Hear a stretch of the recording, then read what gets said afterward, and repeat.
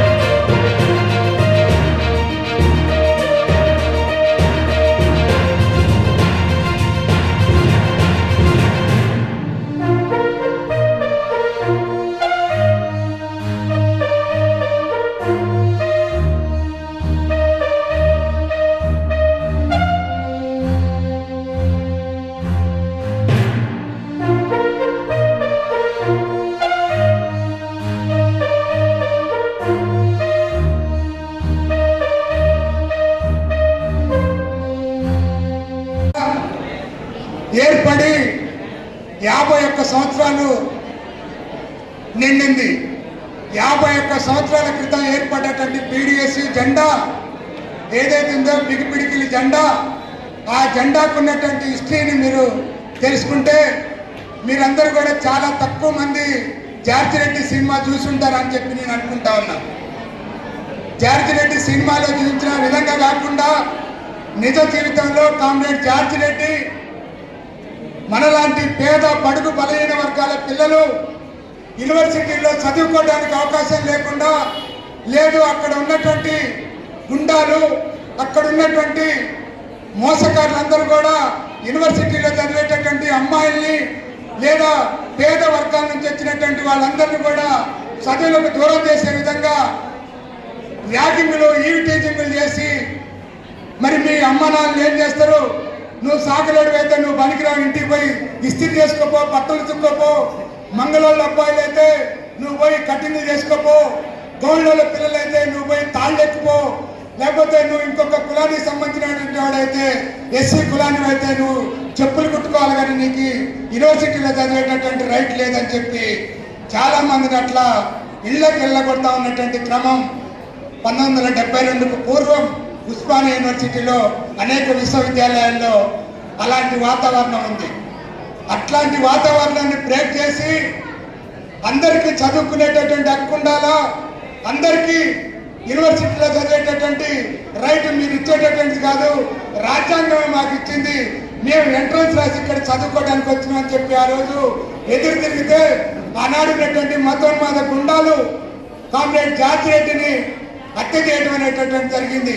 ఆయన ఒక్కడిని చంపేస్తే ఈ యూనివర్సిటీలో ఈ రాష్ట్రంలో తిరుగులేదని చెప్పి ఆనాడు ఉన్నటువంటి మతోన్మాదులు కలలు కంటే జార్జి రెడ్డి తర్వాత జంపాల చంద్రశేఖర్ ప్రసాద్, శ్రీపాద శ్రీహరి, కోలా శంకర్, చేరాలు, సాంబయ్య, వరహాలు, రంగవల్లి, ఈరన్న లాంటి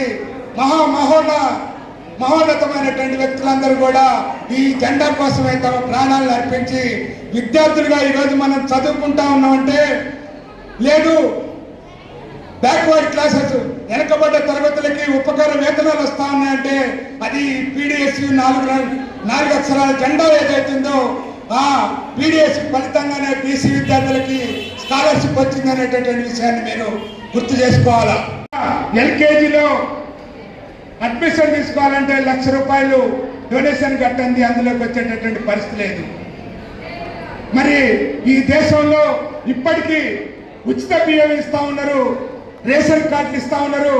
అంటే మనకి బిలో పావర్టీ లైన్కి ఇంకా వెనకాలనే, అంటే దారిద్ర్య రేఖకు దిగువన ఇంకా 100కి 48% మంది రోజుకి 2 పూటలు తిండి లేనటువంటి చరిత్ర స్థితి ఈ రాష్ట్రంలో ఉంది. ఇవాళ చాలా మంది గొప్పలు కొడతా ఉన్నారు. అధికారంలోకి వచ్చినటువంటి వాళ్ళందరూ కూడా దేశం వెలిగిపోతా ఉందని చెప్పి సెంట్రల్ గవర్నమెంట్, లేకపోతే ఇక్కడికి వచ్చేసరికి రేవంత్ రెడ్డి గవర్నమెంట్ కూడా అనేక రకాల పూటక వాగ్దానాలు ఇచ్చింది. మోదీ అధికారంలోకి వచ్చినప్పుడు ఏటా 2 లక్షల రూపాయల 2 లక్షల ఉద్యోగాలు ఇస్తామని చెప్పి యువకులకి, అదేవిధంగా పేదవాళ్ళకి 15 లక్షల రూపాయలు మీ బ్యాంకులో అకౌంట్లో వేస్తామని చెప్పి నల్లధనాన్ని మొత్తం ఇతర దేశాల్లో దాచుకున్నటువంటి ధనాన్ని కూడా తీసుకొచ్చి మీ బ్యాంక్ అకౌంట్లో వేస్తామని చెప్పి బ్యాంక్ అకౌంట్ తెరవనంటే మనందరం కూడా లైన్లలో నిలబడి 0 అకౌంట్లు మన అమ్మా నాన్న తీశారు. చాలినటువంటి ఆ తాకనితోటి మనం చదివిస్తున్నటువంటి తల్లిదండ్రుల ఆశలు మొత్తం కూడా అడివాశలుగా మిగులుతున్నటువంటిది ఉంది. ఇవాళ నర్సరీ కానించి మొదలేస్తే లక్షల రూపాయలు ఇలా డొనేషన్ పేరుతోటి ఇవాళ ప్రైవేట్ కాలేజీ యాజమాన్యం ఒక రకంగా ఇలా రక్తం తాగుతున్నటువంటిది ఉంది. అది వాస్తవం. అందుకనే ఈ శాస్త్రీయ విద్యా సాధనకై PDSU గత 52 సంవత్సరాల క్రితమే శాస్త్రీయ సాధన కావాలని చెప్పి విద్యని ప్రైవేట్ పరం చేయవద్దని, విద్యని కాషాయకరణ చేయవద్దని, విద్యకు సంబంధించినటువంటిది ఉచిత విద్యని ఎవరు ఎంత చదివితే అంత విద్యని ఉచితంగా గవర్నమెంట్ అందించాలని దానికోసం ఇలా PDSU ఒక ఉద్యమాన్ని చేపట్టినటువంటి మహోత్తరమైనటువంటి బాధ్యతని చేపట్టింది. కామ్రేడ్ జార్జి రెడ్డి, జంపాల చంద్రశేఖర్, శ్రీపాద శ్రీహరి, అనేక మంది విప్లవ వీరులు.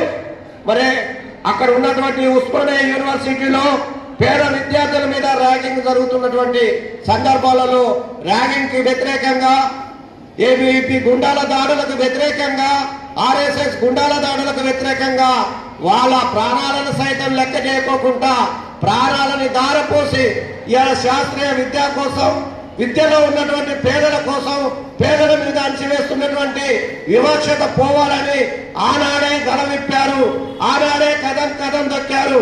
జీనా హాయ్తో మరణాసికో కదం పర్ లడనాసికో అని ఆనాడే గొంతిప్పినటువంటిది ఉంది. అందుకనే ఇవాళ శాస్త్రీయ విద్య కోసం, శాస్త్రీయ సాధన కోసం ఆనాడు PDSగా ఉన్నటువంటి జార్జి రెడ్డి, జంపాల శ్రీహరి లాంటి వాళ్ళు తమ అమూల్యమైనటువంటి ప్రాణాలని దారపోసినటువంటిది ఉంది. అందుకనే ఇక్కడ వచ్చినటువంటి విద్యార్థులు అందరూ కూడా PDSU భావాలు, ప్రగతిశీల భావాలతోటి ప్రయాణం చేయాల్సినటువంటి అవసరం ఉంది. రేపు ముందు ఈ యొక్క దోపిడీ, ఇవాళ ఫీజుల పేరుతోటి దోపిడీగా వసూలు చేస్తున్న లక్షల రూపాయలకు వ్యతిరేకంగా మనం ఒక ఉద్యమాన్ని శ్రీకారం చుట్టుకోవాలి. అట్లాంటి దోపిడీ లేనటువంటి ఒక్కరైనటువంటి సమాజం కోసం ప్రగతిశీల భావాలు కలిగినటువంటి PDSU విద్యార్థులుగా అందరూ కూడా ఉద్యమంలో చేపట్టి PDSU యొక్క ఉద్యమ పోరాటంలో మీరు కూడా భాగస్వామి కావాలని ఈ సందర్భంగా పిలుపునిస్తూ ఈ యొక్క కార్యక్రమానికి వచ్చినటువంటి మీ అందరికీ CPIM new democracy Bhadradri Kothagudem జిల్లా పక్షాన మీ అందరికీ విప్లవ ధన్యవాదాలు తెలియజేస్తూ ముగిస్తున్న కామ్రేడ్స్. తత్వవేత్తలు కూడా చెప్పినటువంటి విషయం, సమాజంలో మనం చూసుకున్నట్టయితే 75 ఏళ్ళ స్వతంత్ర భారతదేశం, భారతీయులందరూ కూడా సమానమే అని చెప్పి మనం ఆగస్టు 15వ తారీఖున జెండా ఎగరేసి నోటిని తీపి చేసుకుంటున్న ఒక 75 సంవత్సర స్వతంత్ర భారతదేశంలో ఎంతమందికి నేటికి ఉచితంగా విద్య దొరుకుతుందో మనం ఒకసారి ఆలోచించాలి. ఎంతమంది ఉన్నత విద్యను అందుకోలేకుండా నేటికి డ్రాప్ అవుట్స్ అవుతున్నారో మనం ఆలోచించాలి.